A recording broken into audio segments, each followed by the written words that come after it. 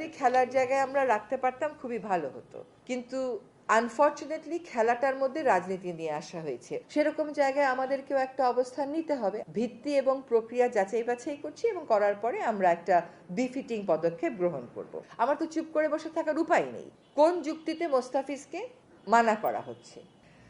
যদি আইপিএল এর কথায় আসে, বিষয়টা হচ্ছে যে খেলাটা যদি খেলার জায়গায় আমরা রাখতে পারতাম খুবই ভালো হতো, কিন্তু আনফর্চুনেটলি খেলাটার মধ্যে রাজনীতি নিয়ে আসা হয়েছে। অন্যান্য সময় আমরা কি বলি, দুইটা দেশের মধ্যে যদি রাজনৈতিক টেনশন থাকেও, যে কোনো দুটা দেশ, আমি বাংলাদেশ ভারত, বাংলাদেশ নেপাল এরকম বলছি না, ভারত নেপাল, ভারত মালদ্বীপস এটা বলছি না, বলছি দুইটা দেশের মধ্যে যদি রাজনৈতিক টেনশন থাকেও বলে যে সাংস্কৃতিক এক্সচেঞ্জ, খেলাধুলা এগুলোর মাধ্যমে এটা কমিয়ে আনা যায়।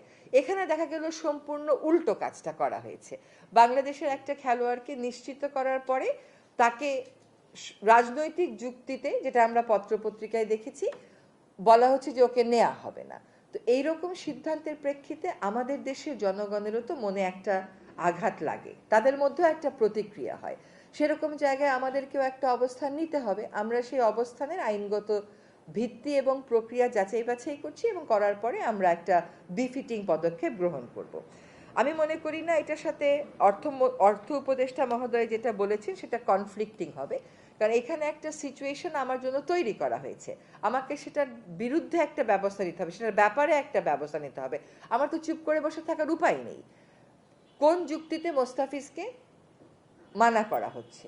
খেলোয়াড়ই কোনো যুক্তিতে মানা করা হলে তো কোনো ব্যাপার ছিল না, যে যুক্তিতে মানা করা হচ্ছে সেই যুক্তিটা তো আসলে আমরা কোনোভাবেই গ্রহণ করতে পারি না, ফলে সেখানে আমাদেরকে একটা প্রতিক্রিয়া দেখাতেই হচ্ছে।